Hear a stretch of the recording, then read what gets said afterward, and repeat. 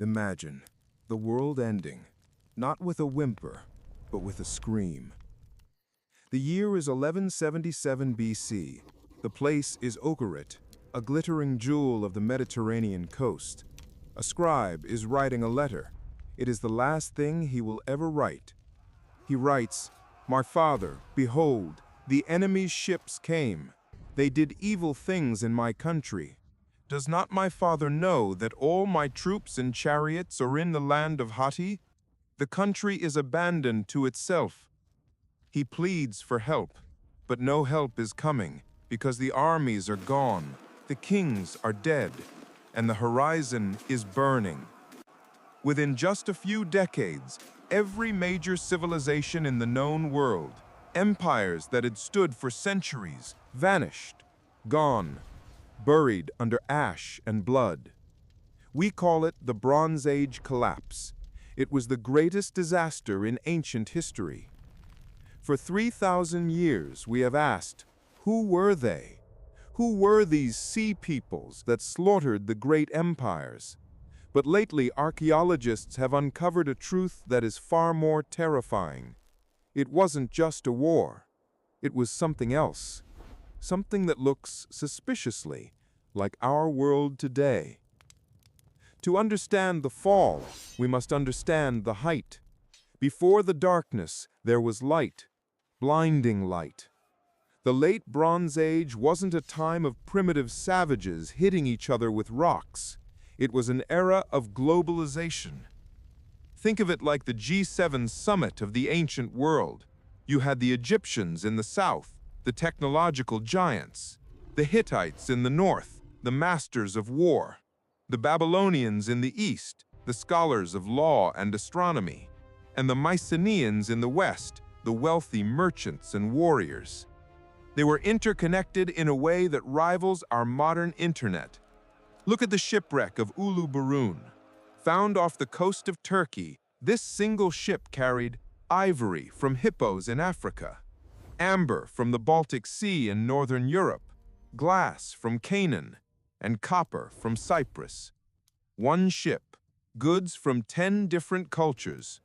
This was a world where a king in Egypt would write to a king in Babylon and call him brother. They exchanged doctors, sculptors, and princesses like we exchange business cards. We have their emails, literally.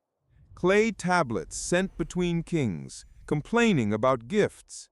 "Brother, the gold you sent me is not enough. Send more." In Egypt, gold is as common as dust. But this wealth was built on a fragile secret. The entire era is named after a metal, bronze. And bronze is an alloy. You need copper and you need tin. Copper was easy to find, but tin was the oil of the ancient world, rare, precious, and it came from thousands of miles away, from mines in mysterious lands like Afghanistan. This means that the mighty Egyptian army, the fearsome Hittite chariots, they all depended on a supply chain that stretched across the known world.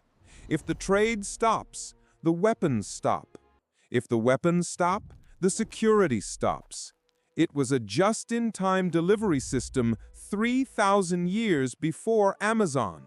Efficient, profitable, and utterly disastrous if even one domino falls. We often think the apocalypse happens overnight, like a meteor strike. But history tells a different story. The end doesn't arrive with a bang. It arrives with a whisper.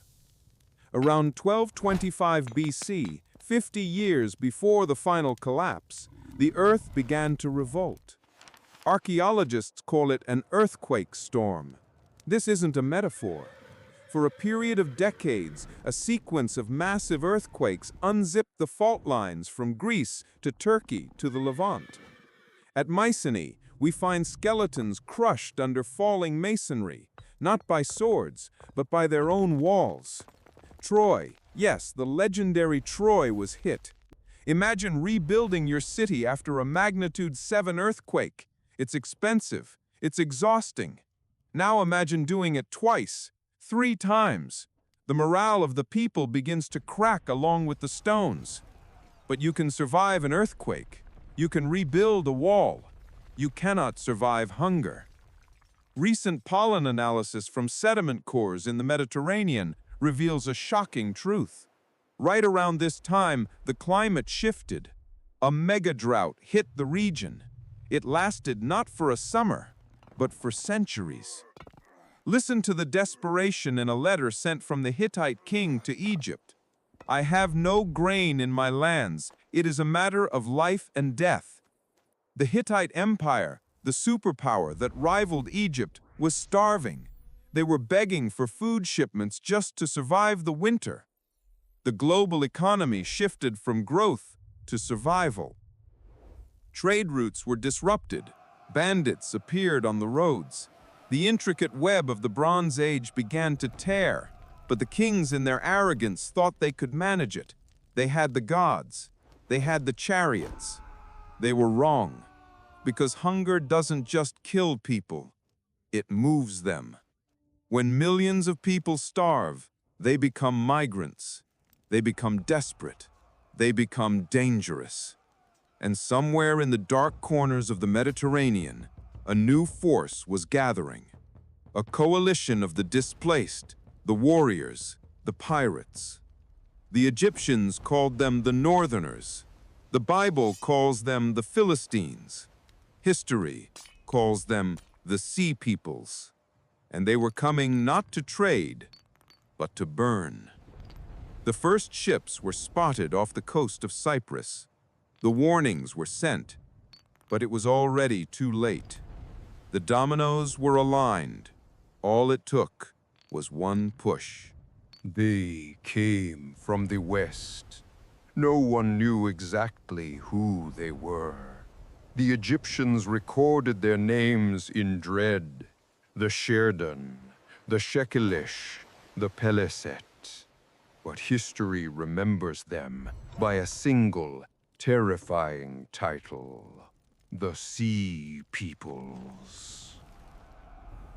Look closely at the reliefs carved into the walls of Medina Tabu in Egypt. This wasn't just a raiding party. It wasn't a military expedition.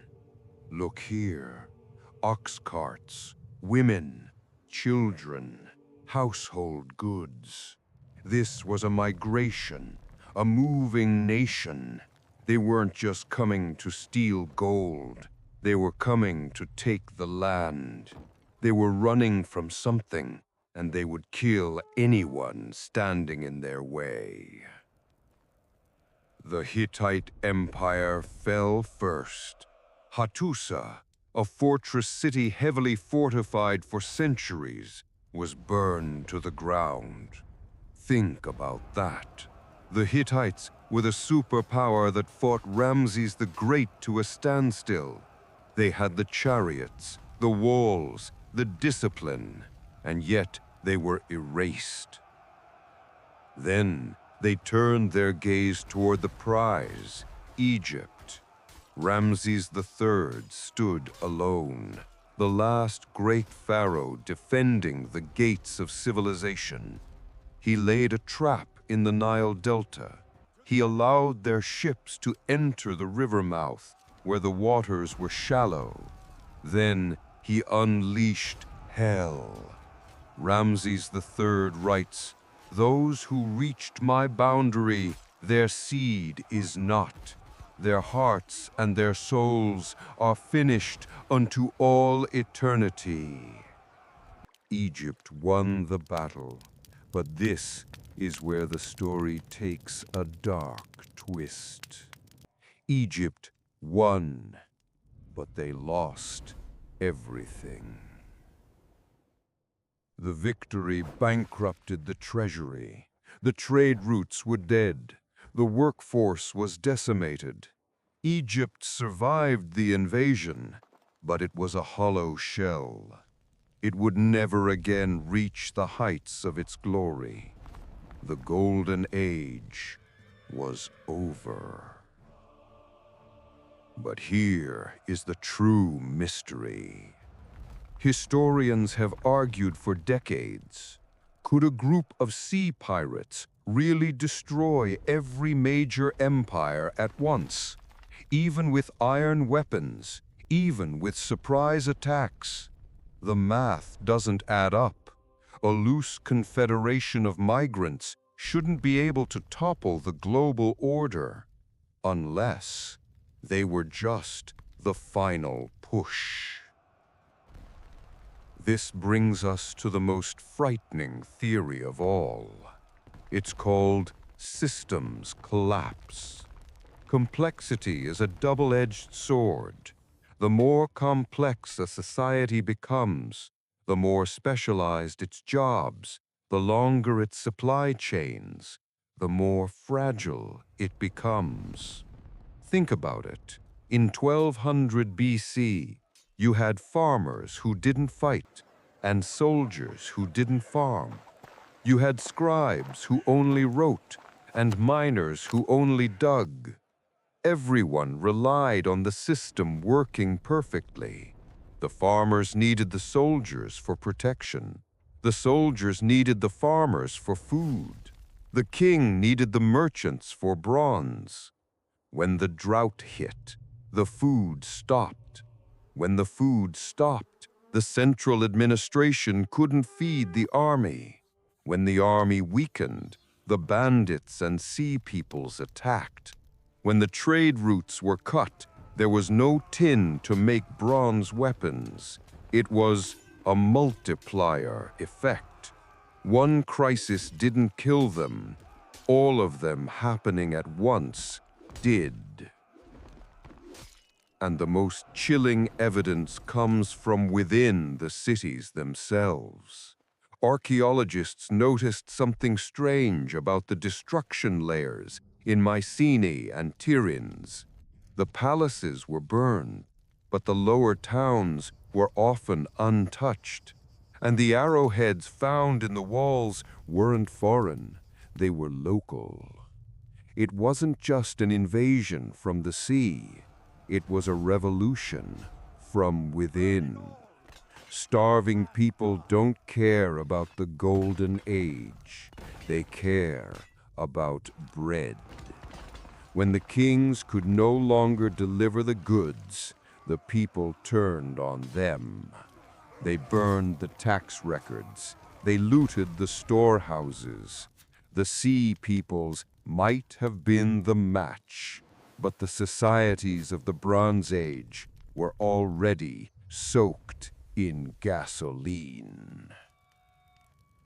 Remember the scribe in Ugarit, the one writing the letter to the enemy ships? Archaeologists found that tablet inside the kiln. It was never sent.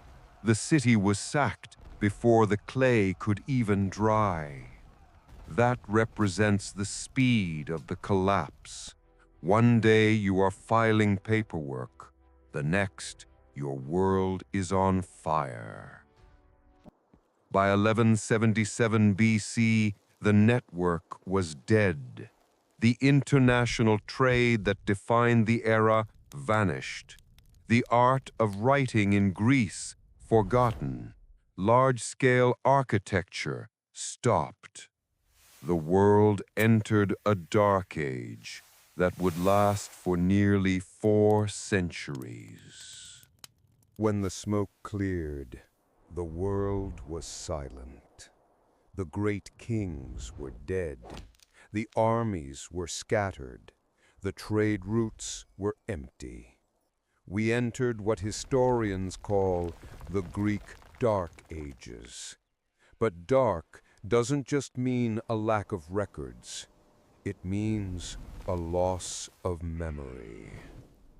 The collapse was so total that the Greeks literally forgot how to write. The linear B script used by the Mycenaeans vanished. For 400 years, Greece was illiterate. Oral poetry was the only way to remember the past.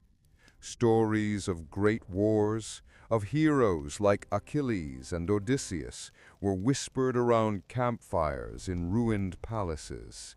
These weren't just stories.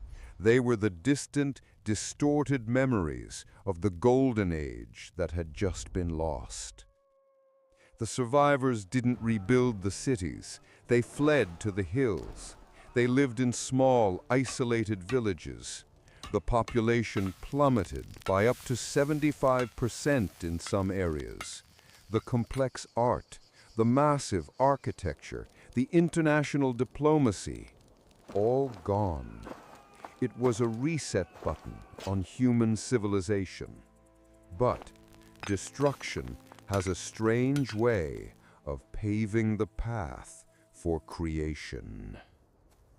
The Bronze Age failed because it was fragile.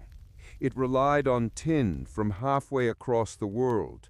But when the trade stopped, people were forced to innovate. They turned to a gray, ugly metal that was lying around everywhere: iron. The Iron Age didn't start because iron was better. It started because there was no bronze left. But iron changed everything. Bronze was the metal of the aristocracy. It was expensive. Only kings could afford armies. Iron? Iron is the metal of the people. It's everywhere. Suddenly, weapons were cheap. Tools were abundant. You didn't need a king to arm you. You could arm yourself. The collapse of the palaces broke the monopoly on power. Out of the ashes of the Sea Peoples and the Canaanites, a new power rose: the Phoenicians. They were the greatest sailors history had ever seen. And since they needed to trade quickly and efficiently, they invented something simpler than the complex hieroglyphics of Egypt: an alphabet. The alphabet. If the Bronze Age hadn't collapsed, we might still be writing in complex scribbles that only 1% of the population could read. The catastrophe forced the world to become simpler, more democratic, and more resilient. From the ruins of Mycenae, we eventually got Athens. We got democracy. We got philosophy. The end of their world was the beginning of ours. So why does the story of 1177 BC matter today? Because we're looking in a mirror. We live in a world that is even more interconnected than theirs. Our tin is oil and silicon. Our chariots are fighter jets and container ships. We have built a global system of incredible wealth and efficiency. But just like them, we have traded resilience for complexity. We think we are too big to fail. The pharaohs thought the same thing. The Hittite kings thought the same thing. But history teaches us one brutal lesson: no civilization is immortal. When the storm comes, whether it's climate change, pandemic, or war, the systems we rely on can snap faster than we can imagine. The people of 1177 BC didn't know they were living in the final days of an era. They were just trying to survive the week. Perhaps the question isn't, will our civilization collapse? The question is, when it does, will we have the strength to rebuild it? Or will we too be forgotten in the long dark?